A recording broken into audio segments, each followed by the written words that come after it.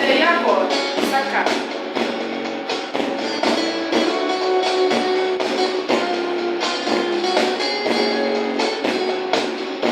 A magia preparada pra você, uma guerra espiritual que você não vê, o inimigo odiado querendo atacar, mas o Senhor dos Exércitos chegou aqui pra guerrear. Ele vai exaltar o humilhado, ele vai abater exaltado, ele entra contigo no fogo e caminha no fogo do teu lado. Ele vai fugir o inimigo, ele vai te livrar do perigo, ele vai trovejar contra ele, ele vai te esconder no abrigo. Ele livra do água de longe, ele livra da lança de perto, ele queima os carros de fogo e provisão seja louvado na guerra. Nosso Deus está sempre perto. Deus vai fazer uma coisa nova, vai mudar a cena, vai fazer a onda grande passar dentro da pequena, vai fazer surpresa o crente aqui na terra. Deus já ganhou essa batalha, o inimigo bater na retirada.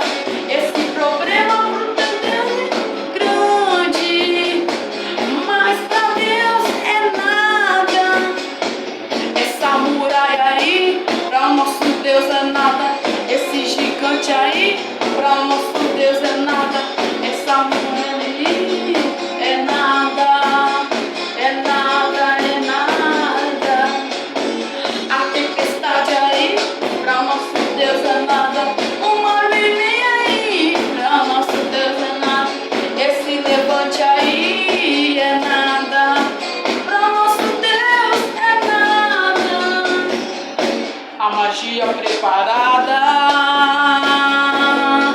pra você, uma guerra espiritual que você não vê, o inimigo odiado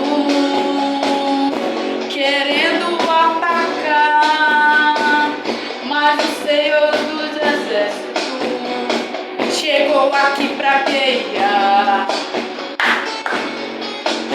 Ele vai exaltar o humilhado, ele vai abater exaltado, ele entra contigo no fogo e caminha no fogo ao teu lado.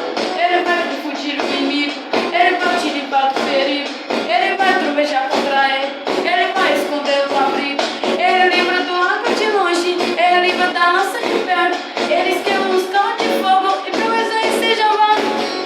No vale, na caverna, o nosso Deus está sempre perto. Deus vai fazer uma coisa nova, vai mudar a cena, vai fazer a onda grande passar dentro da pequena, vai fazer surpresa ao crente aqui na terra. Deus já ganhou essa batalha, o inimigo bater na retirada.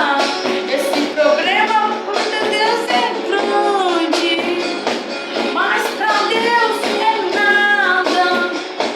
Essa muralha aí, pra o nosso Deus é nada. Esse gigante aí,